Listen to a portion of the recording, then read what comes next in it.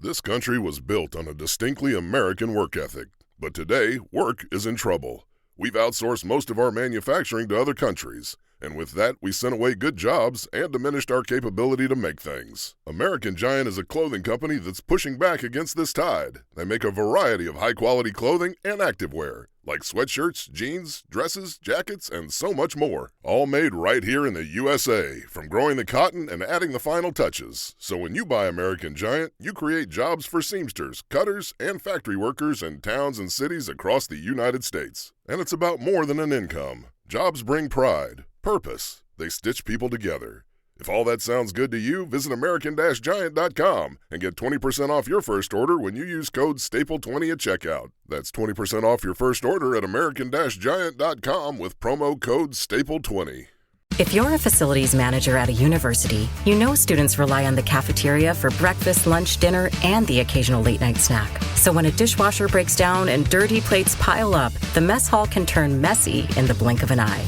Enter Grainger. With over 1 million industrial-grade products and fast delivery, the product you need now is never far away. So you can turn that dishwasher back into a lean, clean washing machine. Call, click Grainger.com, or just stop by. Grainger, for the ones who get it done.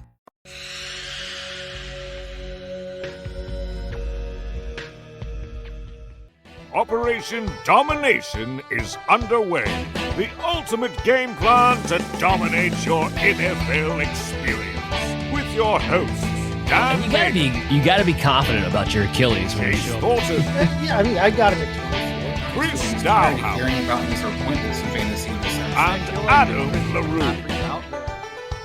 Don't hope to win. Be great and dominate. That's right. You better be here and better be ready to dominate because we're 8 days, not even, away from kickoff on Thursday Night Football between the Chiefs and the Baltimore Ravens. Cannot wait. Thanks for joining the show. Operation Domination here. Dan Mater, Adam LaRue, Chase Thornton, Chris Dowhauer, the whole crew in the house because we got the perfect draft part 2.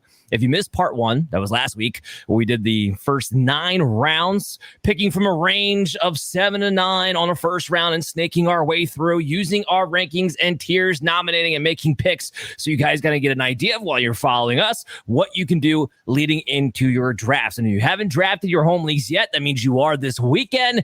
And this is the time to make sure you nail down that draft status. And we're going to get into that today. We also have some breaking news to talk about.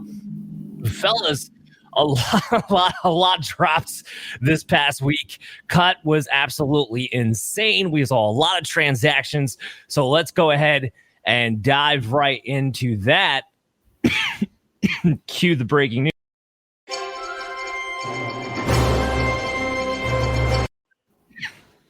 All right, so to start things off here, because it was a lot. It was a lot.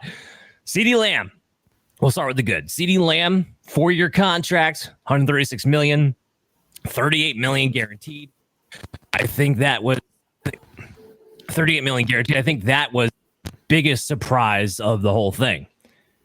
So what do you guys think about CeeDee Lamb now? He comes in a little bit less than 2 weeks to get ready for the season, but going to have that time, going to be in week 1, unlike, say, a Jamar Chase, unlike, say, a Brandon Ayuk. Does he go back up to being your number 1 on your board, Adam? No, but it does quell some concerns. And for me, he was starting to get close to a conversation about him and Justin Jefferson for that 2-3 spot. And that conversation has faded from my mind. He is firmly going to be my wide receiver 2 heading into week 1 behind Tyreek Hill for me personally. But no longer, it's firmly him ahead of Justin Jefferson for me. Yeah, I did move him back into my number 1 spot. So some of the interesting reports coming out, right? He put on 14 pounds, apparently, of muscle. So he's going to be a lot stronger. Obviously, looking to take more hits over the middle of the field, kind of like that. I am still a little bit worried about soft tissue injuries. He talked about some of his training program and what he was working on, due diligence, but it's not the same until you get out there on the field. We all know that. Knowing that this is the one guy who could be in line for 200 targets, and that he did at least get back with at least some time to ramp up, it's hard for me not to have him at my number 1. Tyreek Hill, though, is my number 2 because Jamar Chase pulled a little doozy on all of us. Comes back to practice. Zach Taylor opens up his big fat mouth, and Jamar Chase said, hold on. This isn't in the clear yet, buddy boy. Chris, what did you make of that situation? Yeah, it was kind of odd. I mean, Jamar Chase made it obvious that he was trying to show his face at practice, so it seemed like he was going to come back. There was going to be pushing back this contract talk, will he just return and kind of, play good soldier. And then the news comes out today that backtracking, coaches speak. We don't know what Jamar's situation is going to be. It's a day-to-day situation. I think what you're seeing right now is the guy who's trying to maybe get closer to the contract being hashed out, Dan. I mean, it's a good thing. Maybe there was some, news that maybe of the CD contract, now that you have some parameters, what you're working with, maybe Jamar is looking at a contract where he's not going to sign something, he's not going to practice, I should say, before he signs something. So I actually see maybe as something good versus something negative, but we'll still see what happens. Yeah, we'll still see what happens. The point is that in that situation, Jamar Chase's lease is still in the building.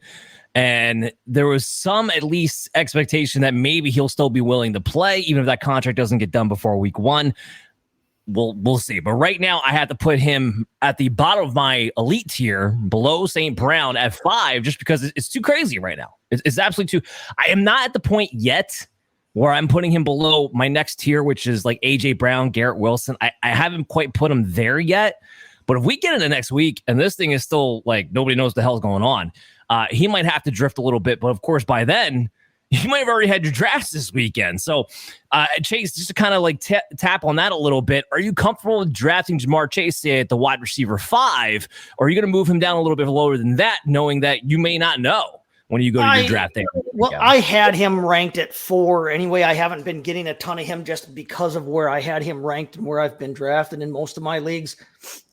Yeah, I mean, today's news wasn't encouraging. I kind of ran a victory lap when Lamb signed because I never did downgrade him. I always had him up there. Jamar Chase, however, there are a lot of guys out there who had him ranked number 1, possibly on their board. He does have to drop. I had him at number 4 anyway. I agree with you. I feel a little bit safer taking, say, Amon-Ra St. Brown, but I'm fine taking Jamar Chase in the second half of round 1 still, because we know what kind of production he can give you. And if we get a full healthy season out of his quarterback, I think the sky's the limit for Jamar Chase. I'm still comfortable taking him in the second half of round 1, but he's no longer a top 5, top 6 type overall pick for me until and unless he can get his butt in some pads at practice instead of street clothes. Yeah, and just continuing on here. So we might as well talk about Brandon Ayuk of it all. I mean, you can't get away from talking about these receivers. I'll talk about Brandon Ayuk. So, like, John Lynch made this a story today. Not that it already wasn't, but, he just made an extra story today. We expect Brandon Ayuk to be out there in practice today. That was the expectation all the time if he was on the team at this point. And then Brandon Ayuk doesn't show up to practice, and, it seems like we're back here at square one, and there's some frustration now, visibly in the public coming from the San Francisco front office. The point is this: he's kind of the same boat as Jamar Chase.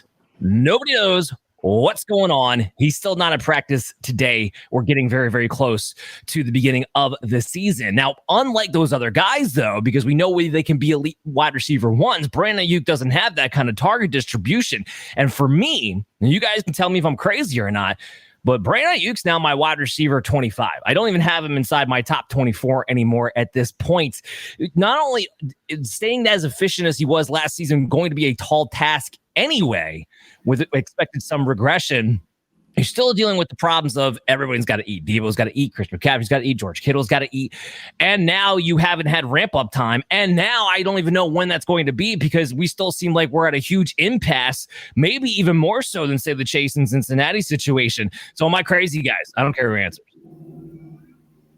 No, I haven't moved him down yet, only because I haven't finalized my last set of rankings. I'm going to be working on that, getting them out before the weekend comes. But when they do come, yeah, he's going to have to drop for me. I already had his projections were a little bit lower than I think some had, but based on kind of the aggregate of how I put my rankings together, I still had him at 19 overall.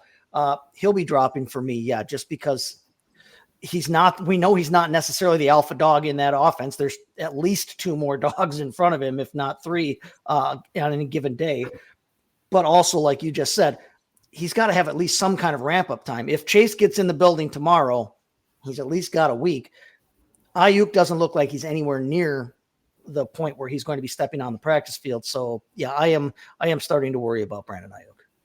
Yeah. Yep. As a 49er fan, I am too. Trust me. Okay. So we get done with the receiver news. Russell Wilson gets named the starter. Pittsburgh showing yet again they're stupid and stuck in being tradition and loyal despite their nose. And Arthur Smith, will continue to do Arthur Smith things. I don't think we have too much more we really have to add to that. Some other ones I'm going to run through real quick, and then I want to get to a little bit of Kyron Williams talk. TJ Hawkinson starting on the pup. That's something we expected to begin with. Nick Chubb starting on the pup, also expected. This one, a little bit of a surprise. It shouldn't be too surprising, but Jonathan Brooks starting on the pup, that was kind of a 50-50 coin toss there. So Chuba Hubbard will get the start at the beginning of the season. But we talked about this before. When it comes to Brooks, you were drafting him for the second half of the year anyway. Marshawn Lloyd. So we can talk a little bit about this too. So this is real curious with the Green Bay backfield. A.J. Dillon goes on season-ending IR. He was out of there. Now, Marshawn Lloyd, we thought there was actually even reports that he was going on the pup, maybe even the IR. Turns out he's going to avoid both, but he's barely practiced throughout training camp. He still is not 100% as I understand it right now anyway, even if he is able to get some practice time in before week 1. So I'll go to the Packers fan on this one. Josh Jacobs just moved up into my RB10 because the only thing I was worried about before is him not getting enough volume to sustain being an RB1 because of what Matt LaFleur's history was in the past. Well, I don't see where the option is going to be taking away from touches from Josh Jacobs right now, at least at the beginning of the year. No, all the news that we had heard, actually, we had heard, reports that Dillon was looking good and better than they had expected when he was playing still before the injury. We were hearing kind of the opposite about Marshawn Lloyd, that he wasn't necessarily impressing all that much. And then here out of nowhere, we get this bolt out of the blue and Dillon is gone and Lloyd is not gone, but yet he's not really there either. They must be comfortable enough with what they saw out of Emmanuel Wilson last year to think that they can get through with him. And like you said, running Jacobs into the ground, apparently, unless they can get Marshawn Lloyd back. So, with the volume, I think we were all hoping that Jacobs would get that kind of volume because in the past, when he's gotten that kind of volume, he has been a top tier fantasy running back. If he gets that now, which it looks like he's going to have to for at least the first month or so, the sky could be the limit for him. I definitely will be, like you said, moving him up in my rankings when I release him this weekend. Chris, I want to go to you on this one because you've been a Donta Foreman guy. You've been the one on this show who's talking about he's going to have the red zone touches. Now, he gets cut. Now, that does not mean that he's not going to get signed after they do their roster bit and get back on the 53-man active roster. That is possible. But there's also been reports about Pierre Strong has been actively running as the RB2. Now, some of that could be because Foreman got hurt earlier on in training camp. But I wanted to get your take on it. Are you worried at all that the Browns are not going to bring back Donta Foreman? If that were to be the case, what would that do for Jerome Ford in your mind? Or do you think Donta Foreman's going to sign? He's going to go back into the role that you were expecting the entire time? No, I think it's going to be Jerome Ford's job. I think Donta Foreman's going to be the guy that they can rotate if need be. But I think Jerome Ford showed you last year that he's going to continue to be that kind of Nick Chubb role, and then you're going to have Pierre Strong be that Kareem Hunt role. So I think you see the kind of the establishment of the roles already kind of dictated. They've only got to get through a couple of weeks. I think you're still going to see maybe other guys be rotated in that backfield at smaller points. But right now, to start off the season, I think right now just makes Jerome Ford very secure and Donta Foreman is somebody who might get a chance down the road. Jerome Ford is my RB 28 now.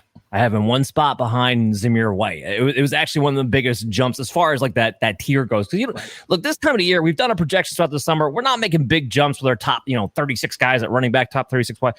He jumped from 35 to 28 for me because I'm like, look, you're going to be the guy. And even when Nick Chubb comes back, Chris, I think you'd agree with this. I don't think Jerome Ford goes away. No, I definitely agree. I think this backfield shown you that traditionally for the last couple of years now they've tried to rotate two guys if possible, and necessarily pigeonhole roles. There's different guys utilized in the past situation, even in the red zone. We saw Kareem Hunt not catch the ball, but actually be really effective in the red zone last year and score touchdowns. So I think there's still going to be a role there for Jerome Ford down the road, and I think you're ranking moving him up. All right, so one more piece of news, and then we'll end the breaking news segment with Kyren Williams. I know the breaking news segment is going a little bit long, guys, but there was a lot to talk about, and we have to. And if it wasn't for the rest of our show, we could probably turn the whole show into the breaking news that's happened in the last week. But Adam, I want to get your reaction. Dalvin Cook to Dallas. I mean, sorry. Look, I don't think it's the craziest thing in the world. I think it's one of those. There's been a few running backs in recent memory that have just bumped practice squad to practice squad, and we're like, oh wow, it's a headline that such and such is joining the backfield. I'll believe it when I see it. I'm not going to be shocked if he makes the active roster for the same reasons that Zeke is there. He's a veteran running back. He's going to go to the right hole. He's going to make the right read. He's going to pass protect competently, and that might just be enough in this backfield, to be honest with you. But it's not like an important signing. I don't think it really changes things much for Zeke. It's definitely, if you were someone that in 0 RB builds was buying in on Dowdle, this is definitely concerning to you. But if you were on Zeke or otherwise were interested in this offense, I don't think it changes anything.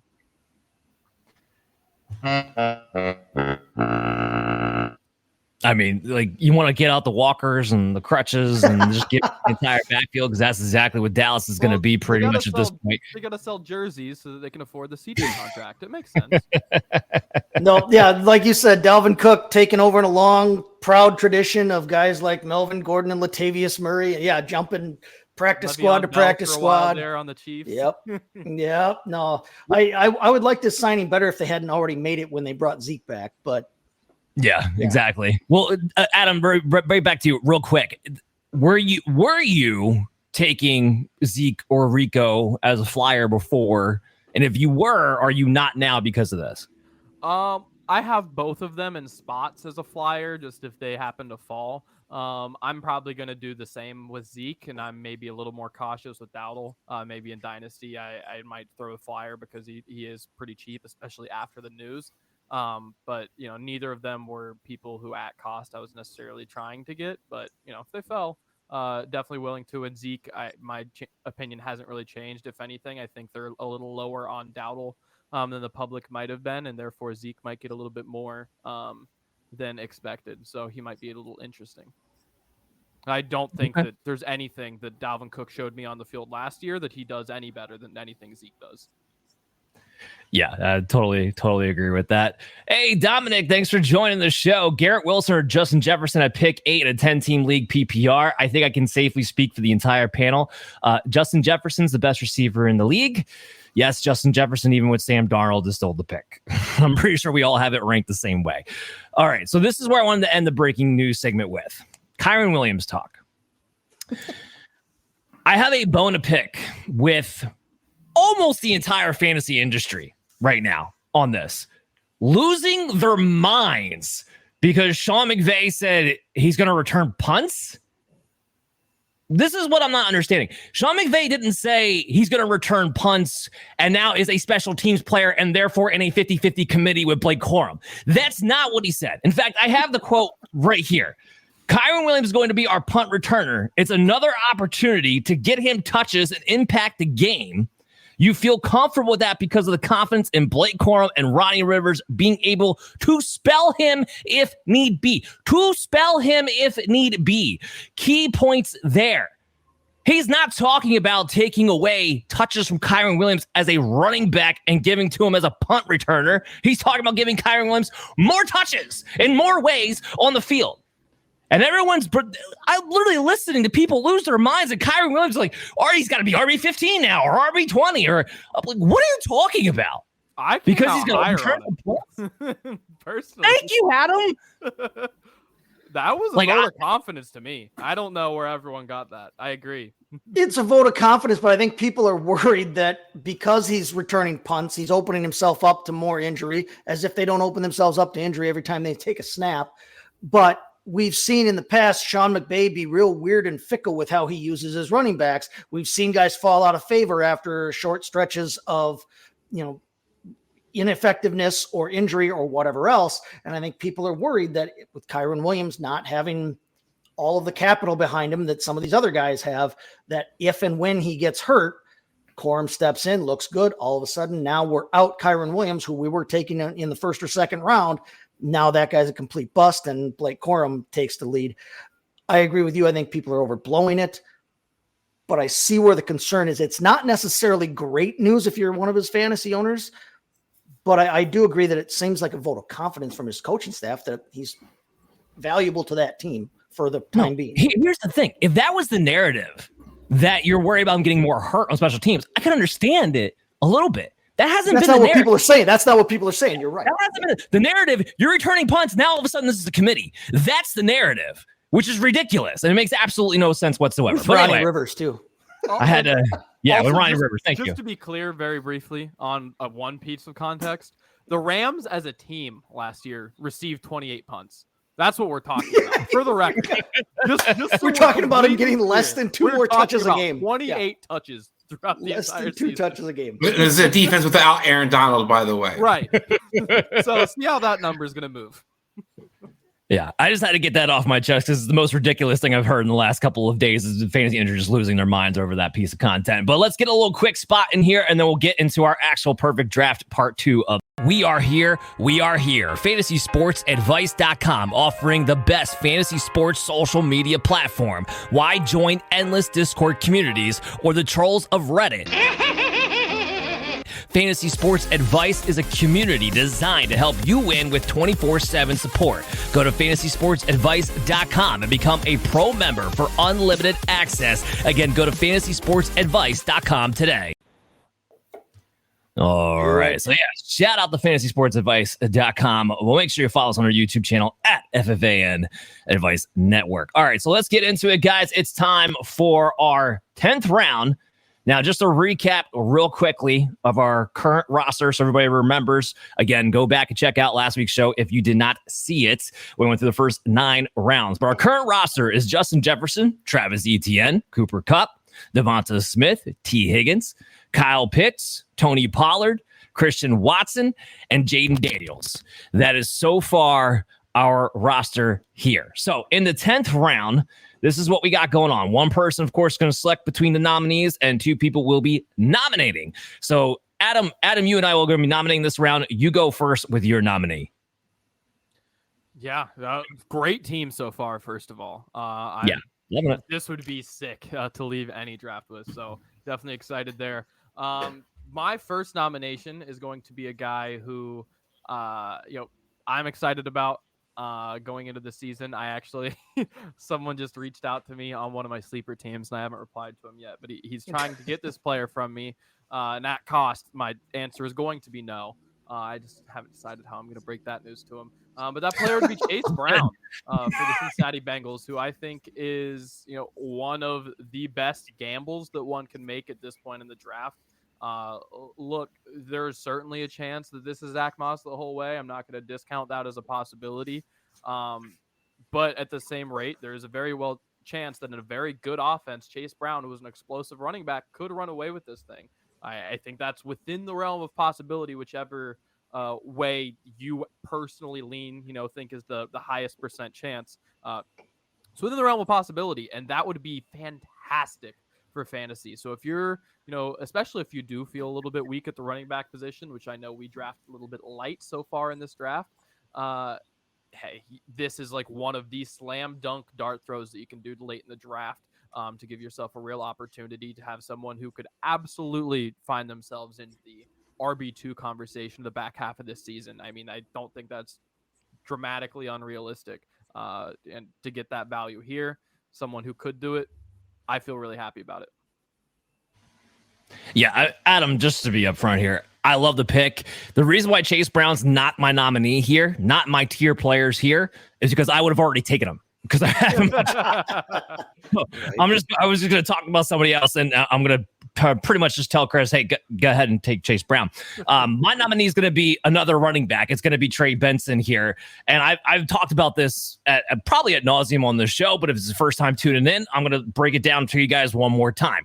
James Conner has never played an entire season, period. It is a given he is going to miss a handful of games. What makes this different from other years when James Conner would then reassume his RB1 role after he comes back from this injury is Trey Benson mixed with James Conner being on the last year of his deal at his age, likely not coming back to the Arizona Cardinals. The Cardinals likely not a playoff team, and I could very well see if Connor misses a few games, Benson comes in and plays well, that they may ride out the rookie and see what they have in the future for next year. Because Benson is the only running back I can think of in the tenure of James Conner at Arizona who actually has the skill set of a 3-down running back. 4.39 40, can get done in the passing game, needs some work in pass protection, but again, we're drafting him for the second half of the season, not for early on when he would likely get a little bit more trust within that coaching staff from that angle. So Trey Benson, Blake Corum, these are guys I'm looking to target kind of in these rounds.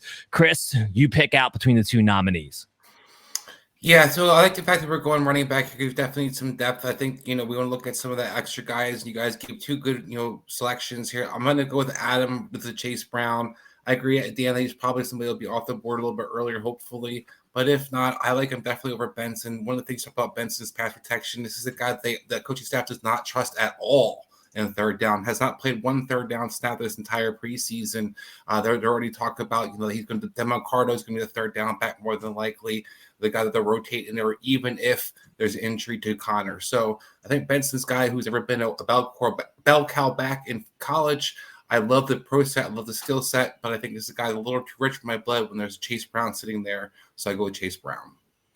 Can't argue. Again, let off with, take Chase Brown, and Chase Brown's there. So we got to Chase Brown to our roster here. And we have another question coming in from Dominic. If I go Justin Jefferson in the first at pick 203, do I go with another receiver and risk having a weak running back? One, my receiver options at the pick would be A.J. Brown or Harrison Jr. or go with Kyren.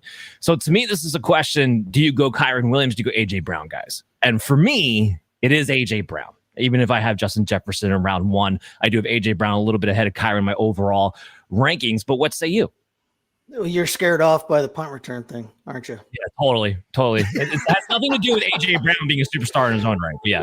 Are you comfortable with a zero RB or close to it, maybe a hero RB build? Because if you want a top tier running back, you are going to have to hope that one's there for you then here at the end of round 3 if you go with AJ Brown. If you're comfortable with that, by all means do it, because you're going to be strong at wide receiver. If you're not comfortable enough, or if you don't think that you have the drafting skill set to build like that, to build your roster like that, then take the running back. You've come out of your first 2 picks with high guys, and now you can have a little bit more freedom in how you build your roster going forward. It's what you're comfortable with and your skill set when you're drafting. But for me, I'm probably going AJ Brown there just because I'm not a giant Kyren Williams guy anyway. But Chris, what are you going to say? Yeah, I'm going to go with AJ Brown. I like Kyren Williams as the value, and that's a tough choice. It's not just skipping the running back position is a little ballsy in this sense. But I like the A.J. Brown because you're looking at a guy that we can't argue couldn't be a top 3 receiver, and you can rank him up there just as anybody else has been. The guy who's going to be in Kellen Moore offense. We saw Keenan Allen have a ridiculous year. Well, A.J. Brown was good. Imagine what he could do in that Keenan Allen role, moving him all around the field. So I like A.J. Brown's upside.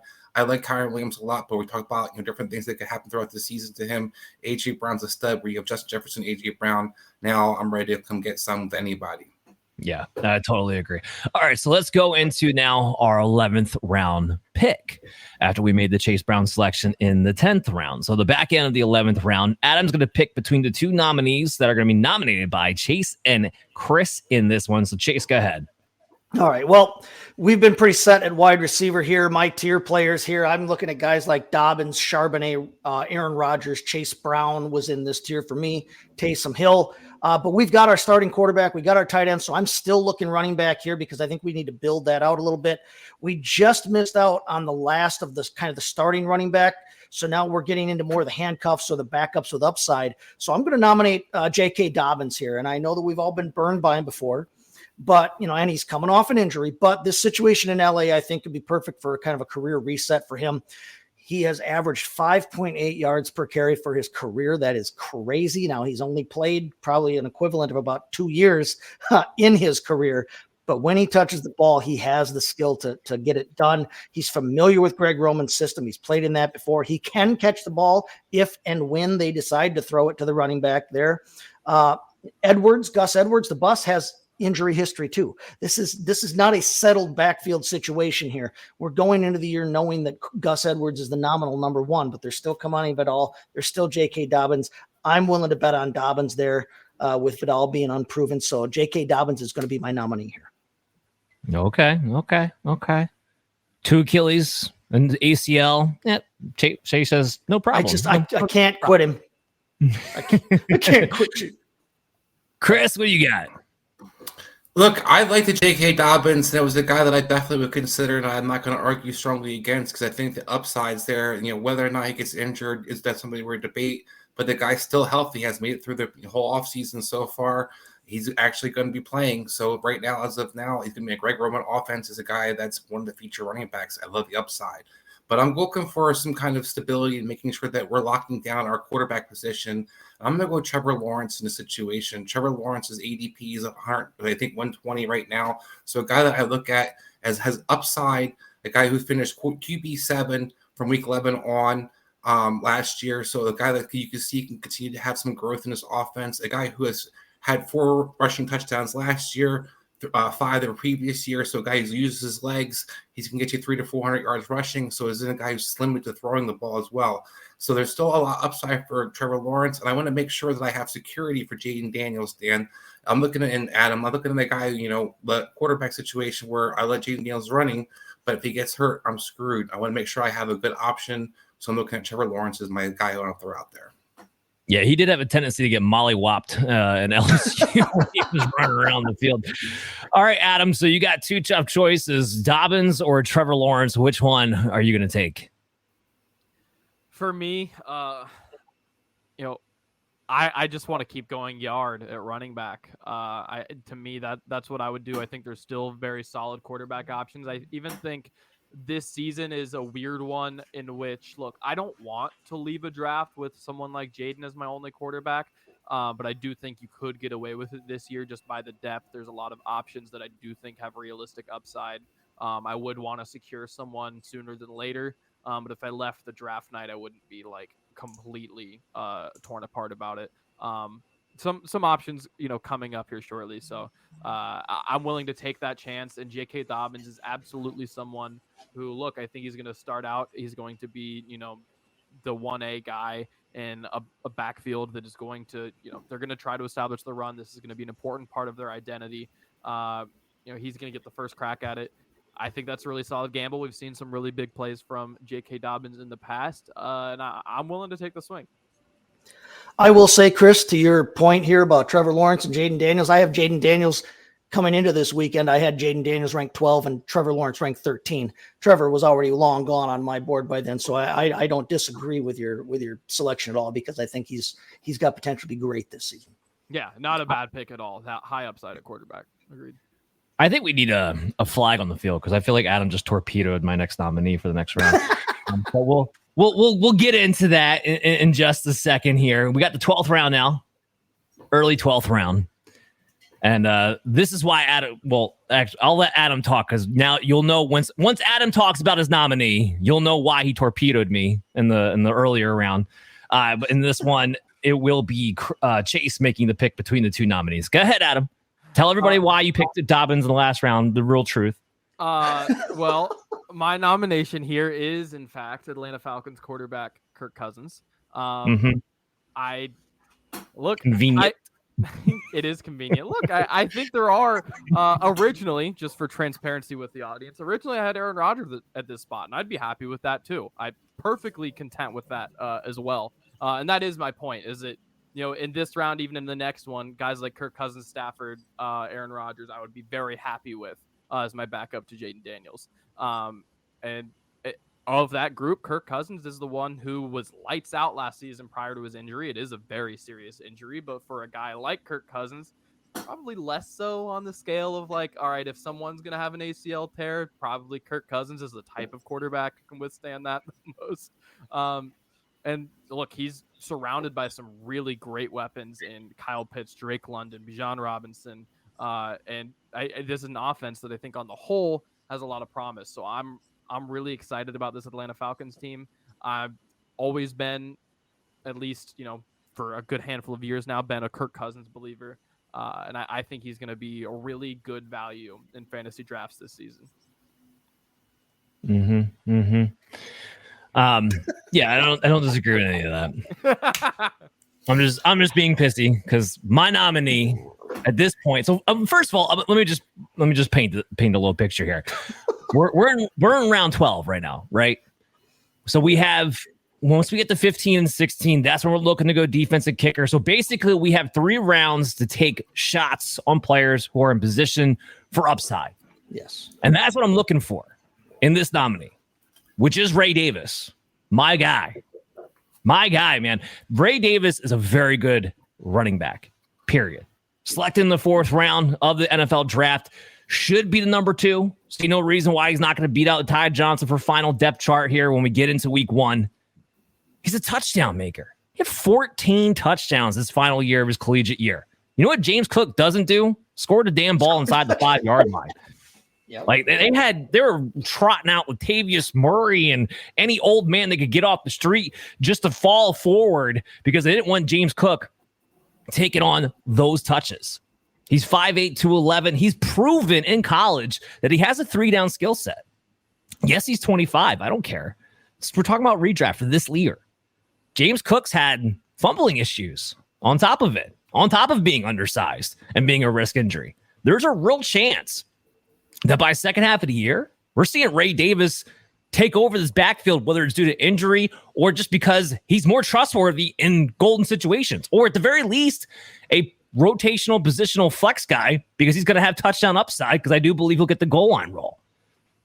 So Ray Davis is somebody I think he has the upside to be top 20 running back, potentially, if he were to take over James Cook, but also because of his role, be top 36 and way outperform his ADP. So Ray Davis is my nominee here. Chase, go ahead and make your pick.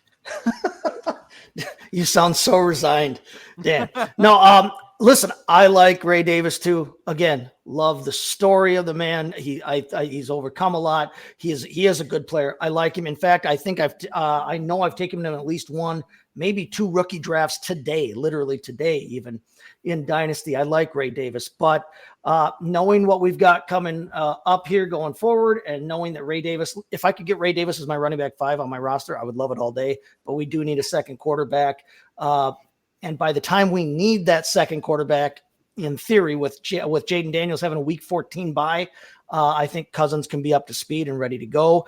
He's also a nice shot to take because we do think that this offense can have some upside this year. I will go with Cousins, but I will say you make a compelling case for my guy, Ray Davis. I love Ray Davis, and if I could get him as my running back 5, I would jump on that in most situations. Can I just say real quick that Adams' guys were Aaron Rodgers and Kirk Cousins as the secure guys replacement for Jaden Daniels' injury. That's just where I'm a little hesitant. It is a little weird. It is a little weird. Just 2 guys that I'm not necessarily confident in that are going to be available for me. But go ahead, Dan. Yeah, a couple of AARP members coming off Achilles injuries. I was saying, did Adam want a rebuttal to that? No, I don't think that I have ever said anything other than I will take shots late in drafts. I will kind of gamble with things like that, and he will torpedo my nominee in return.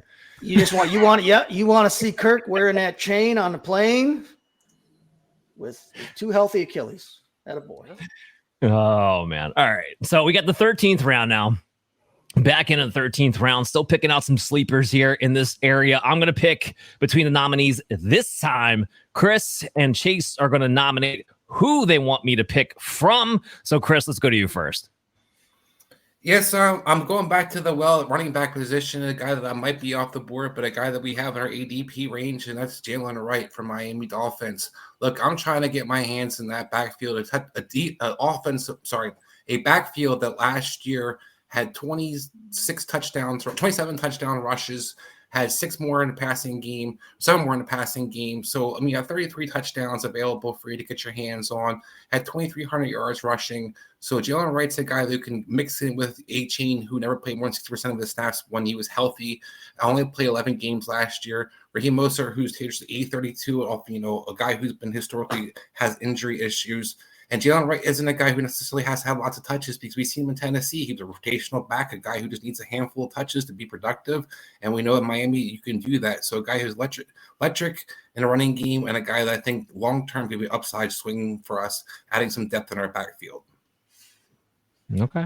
All right. Like that, Jalen Wright, very, very popular sleeper pick right now. And we do, like you pointed out, we do know this is a backfield with 2 injury-prone, potentially running backs who he may get some playing time at some point during the season as a result. So, Chase, why don't you go ahead and tell me who you want me to draft?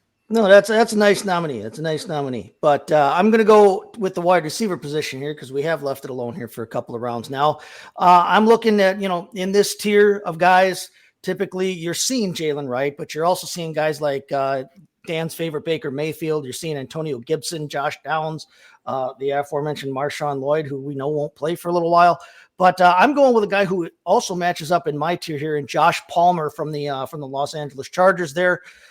Listen, of the wide receivers who are left on the board at this point in your drafts, Josh Palmer is the one who has the clearest path to being his team's overall wide receiver 1. Now, in a Greg Roman offense, that may not necessarily translate to wide receiver 1 numbers, like he's not going to be top 12 in the league, but he's got the clearest path of the guys left here to be his own team's wide receiver 1. I like that. It's still Herbert at quarterback, so he's still got a talented quarterback throwing to him. He's got a career 66% catch rate. He averaged 9.5 yards per target last season. He could return you low wide receiver 2 numbers with 80 plus catches, 1,000 plus yards, and 5 or 6 touchdowns easily. We've seen him do that, have that kind of output a couple years ago when he was in the starting lineup a lot more with Keenan Allen and Mike Williams missing time. So I'm going to nominate Josh Palmer here to be our wide receiver 6 as the wide receiver 1 on his team. I just want to take a second and say, we got pretty good value here to choose from. We're talking about the 14th round here, guy, or the 13th. Right. Yeah. 13th, 14th round here. If I could actually get my microphone to, hang with me here for a second. There we go.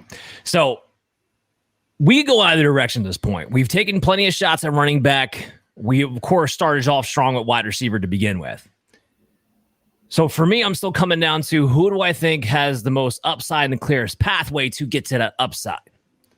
As much as I love Ladd McConkey, there is a world where, whether it's due to injury or being a rookie within Greg Roman's offense, that he's not quite ready to take over that number 1 target spot.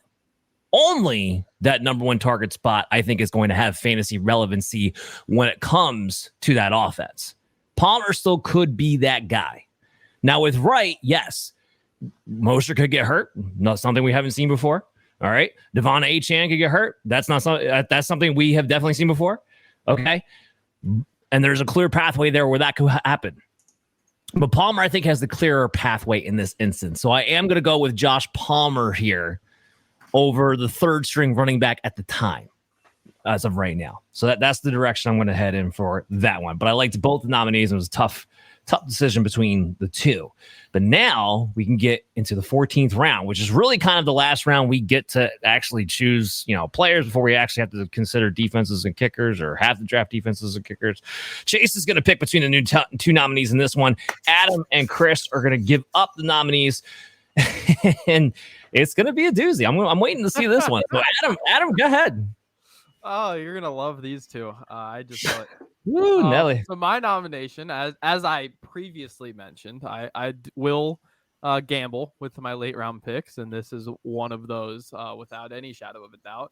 That would be a New York Jets wide receiver, Mike Williams. Come on board.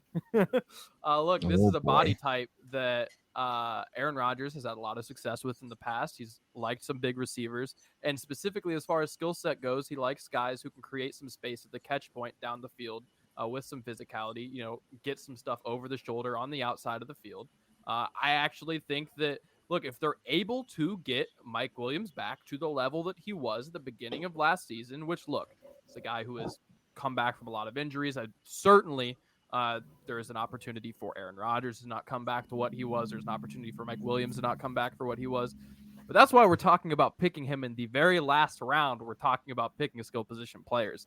And I think at that point, I'm willing to make the gamble that he is the player that he was, and that Aaron Rodgers is the player that he was, at least the last time we saw him with the Packers, which wasn't great, but we saw what that was able to do with Christian Watson, who, while much faster, is a guy with that aforementioned body type going on the outside down the field, a guy who is impactful in the red zone. Obviously, we all have Garrett Wilson as a wide receiver 1, so I recognize that Garrett Wilson is going to dominate the targets here. But he is still a young receiver. He is still someone who has not had some dominant, massive season before. And while we're used to Aaron Rodgers in recent years kind of pinpointing that wide receiver 1 and just going back and back and back to that guy, that's because Devontae Adams never had real competition until we got to that last year or two. I mean, early in his career, he had 2 and at some points even 3 wide receivers that were realistically involved in the offense. And while that's been a long time, and I'm not denying that this is ages ago, in quarterback terms, I don't think it's unrealistic for a quarterback at his age to completely flip the script. That's what Tom Brady did at 40, going into a Bruce Arians offense. And comparing anyone to Tom Brady is insane, but Aaron Rodgers isn't just anybody. Except for Brock Purdy. I'm willing to at least at this point in the draft consider a gamble like this. He isn't someone who, look, I think he just started practicing in full this week. So the first month of the season, I'm expecting very little. But again, at this point in the draft, I'm looking for someone who can step in on buys, or if one of my guys get hurt, has upside later in the season, or, and I think this is impactful in Mike Williams' case, be a big-time player come playoff time, which I don't think is that crazy, because this could be a Jets team that is really fighting for their lives down the stretch of the season. If things go to plan, they're probably throwing punches for a wild card spot at the end. That's probably what they're looking at. So, again, I like the gamble personally. All right, that's a gamble. That's a gamble. Chris might have a better gamble, or bigger gamble, I should say. What do you got? First, I'm going to say, Adam, I don't know how big of a gamble. Man, Adam makes a lot of great points. Alan Lazard had 10 touchdowns. His reason he got paid to be on the Jets in the first place. So this isn't – Michael Williams is definitely more talented than Alan Lazard. That we could all vouch for that.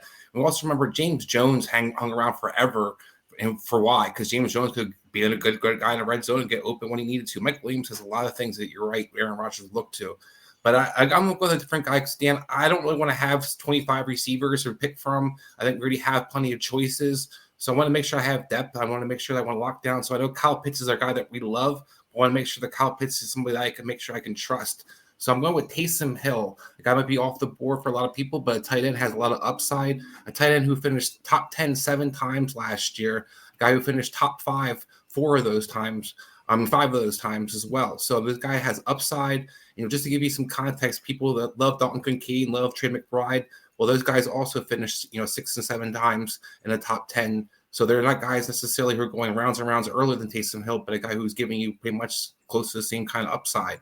And also a guy that, when we look at the ways that you can get production out of this guy, it's not always dependent on the PPR. It can be falling into the red zone. It can be throwing the ball. It can be so many different ways to Taysom Hill to be a guy that can be a game changer.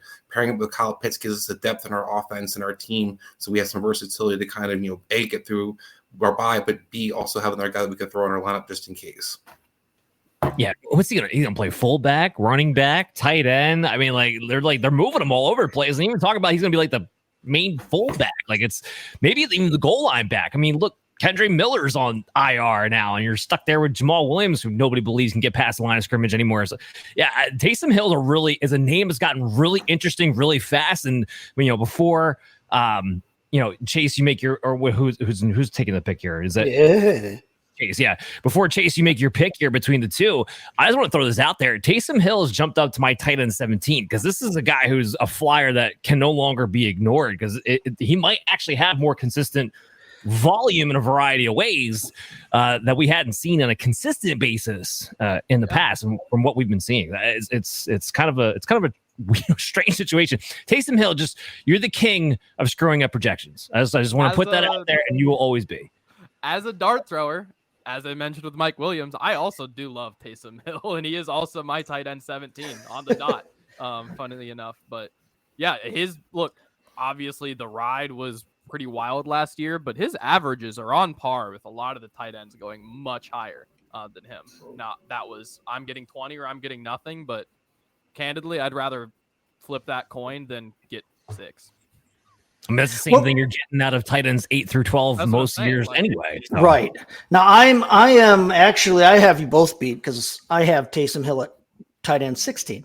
And he feels like a guy that we always draft down around this range, or that we always think of as being a tight end, like a low end, give it a shot, tight end 2. And then he always ends up having these, he's a legitimate tight end 1. He is just about every year. Now, will they use him as much in that quarterback scat role? They've talked about using him more as a legitimate tight end and a fullback, more of an H-back kind of thing, but he's kind of always done this jack of all trades role.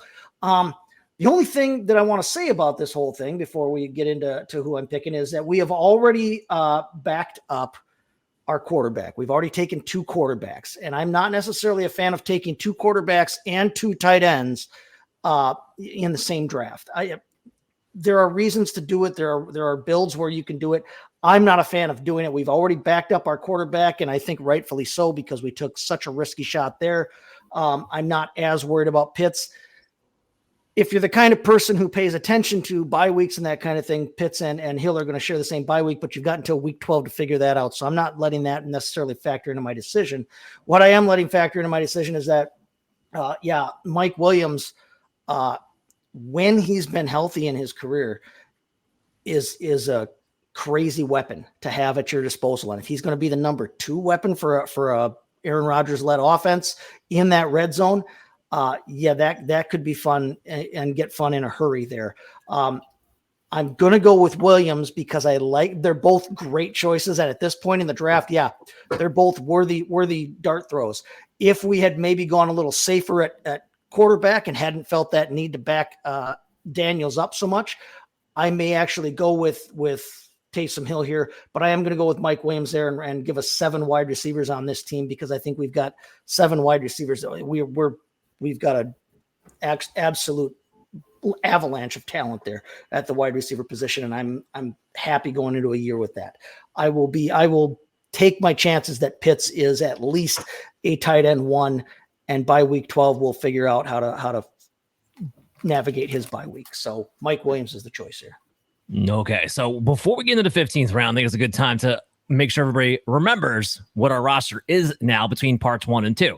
So just to recap: Justin Jefferson, Travis Etienne, Cooper Kupp, Devonta Smith, T. Higgins, Kyle Pitts, Tony Pollard, Christian Watson, Jaden Daniels, Chase Brown, J.K. Dobbins, Kirk Cousins, Joshua Palmer, and now Mike Williams. I like that team quite a bit, fellas. So now we get into rounds 15 and 16.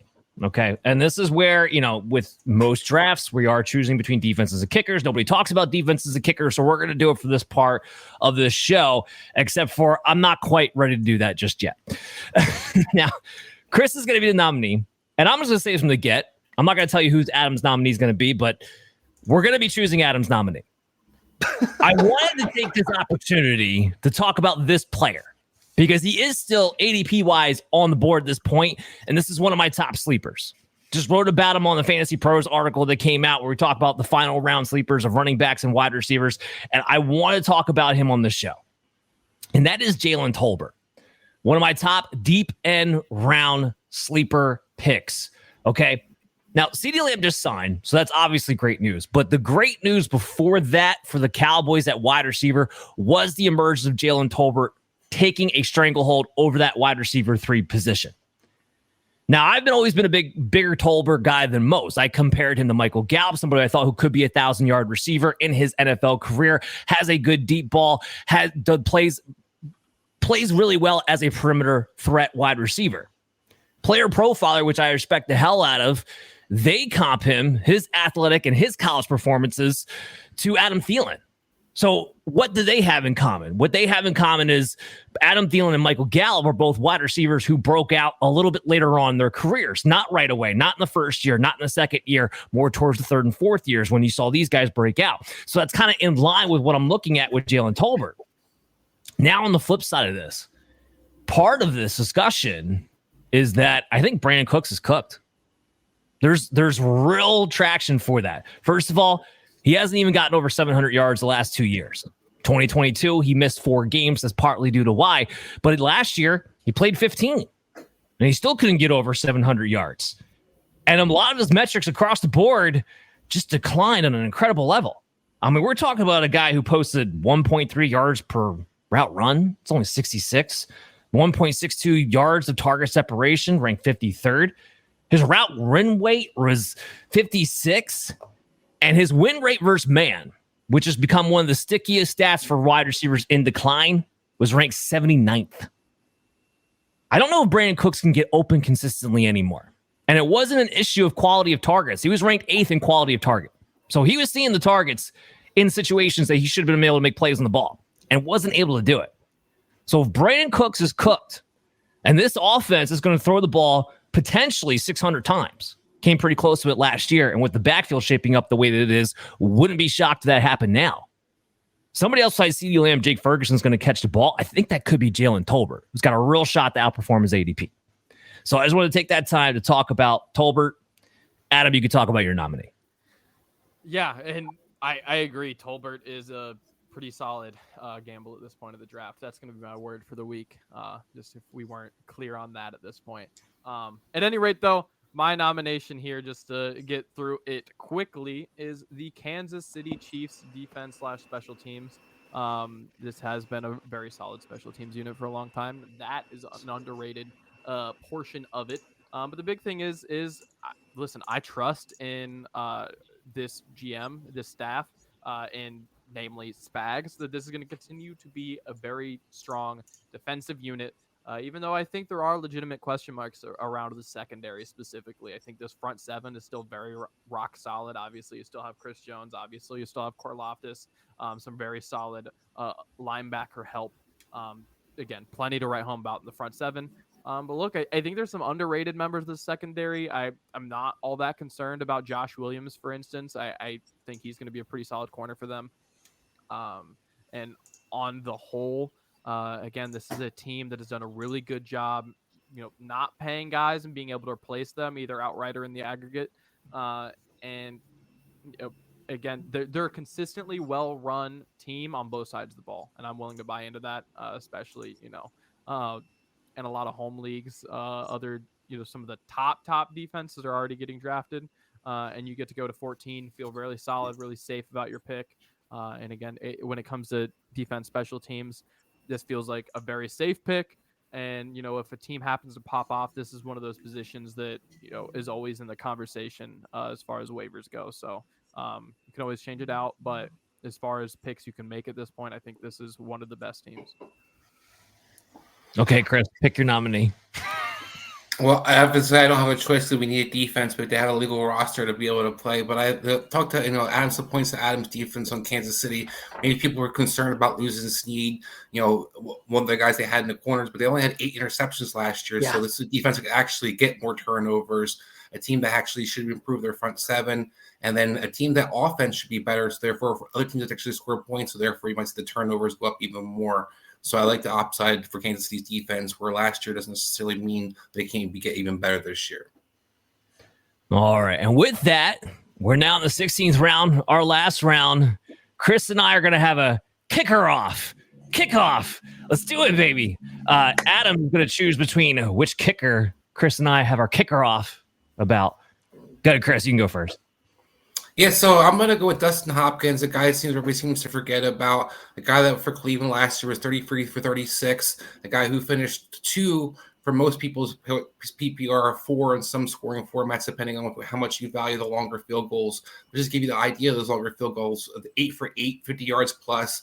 A guy who was 10 for 13, 40 yards, 50 yards. So a guy who has a big leg, a team that has a quick pace offense, even this Cleveland offense without multiple quarterbacks. It didn't matter if Watson was hurt, Scott Thompson was out there, whoever was out there. His team was able to move the ball, kick field goals. Dustin Hopkins is a guy that everybody seems to forget about, got paid this past offseason. Like I said, a guy who was one of the leading scorers you get an opportunity to get still here in the late rounds.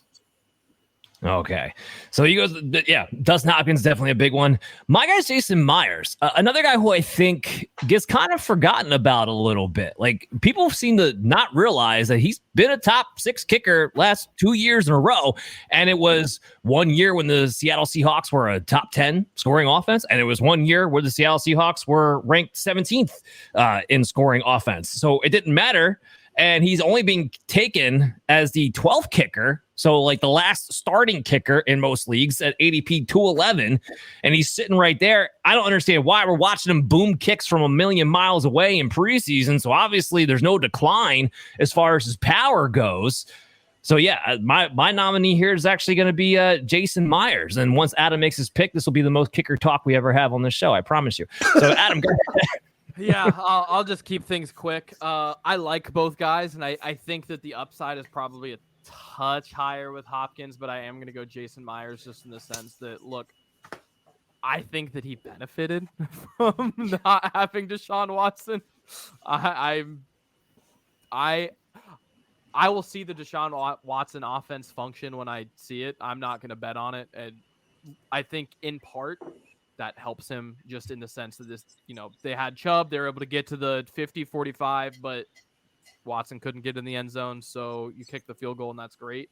But right now, this offense is a bit more concerning because they're not going to be scoring running the ball or getting past the 50 running the ball. It's going to have to be through the air, which scares me because, again, I'm not sold on Watson just personally. That will be the crux of my issue, where I will go Myers, but only slightly because I do appreciate Dustin Hopkins. All right, so let's recap this, baby. I must have lost my place after Joshua Palmer, so help me fill in the blank, guys. Justin Jefferson, Travis Etienne, Cooper Kupp, Devonta Smith, T. Higgins, Kyle Pitts, Tony Pollard is our RB2, Christian Watson, Jayden Daniels, Chase Brown, J.K. Dobbins, Kirk Cousins, Joshua Palmer. Then I believe we went Mike Williams. Williams, yep. The back-to-back wide receivers. Then it was Chiefs defense and Harrison Butker. Or Harrison Butker. I wish. I wanted to be here, but he's probably on there in most drafts in the 15th round if you are, in fact, drafting kicker. So, yeah, Jason Myers. Hell of a team, fellas. And, again, that was using our collective ranks and tiers as a group. So make sure you go ahead and check us out.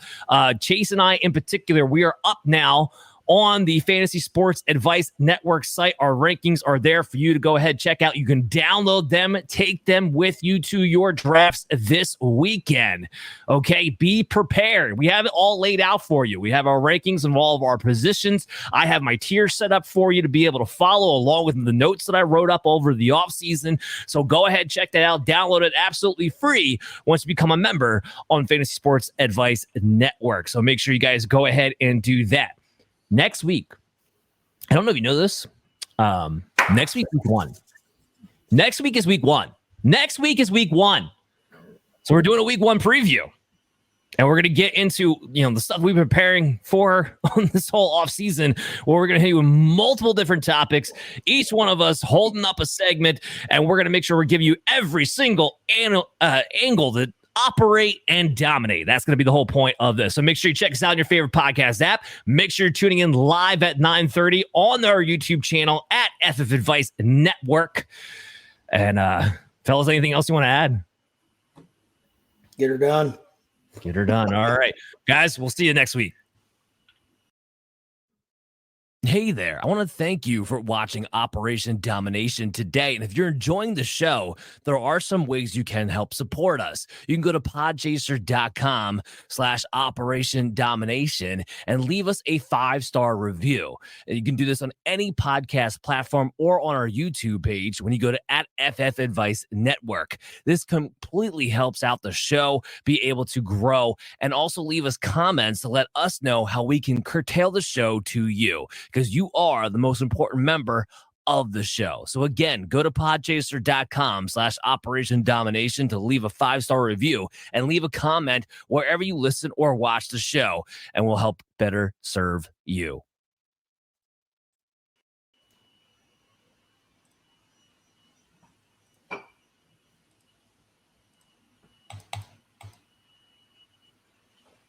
It doesn't seem to want to actually end the show.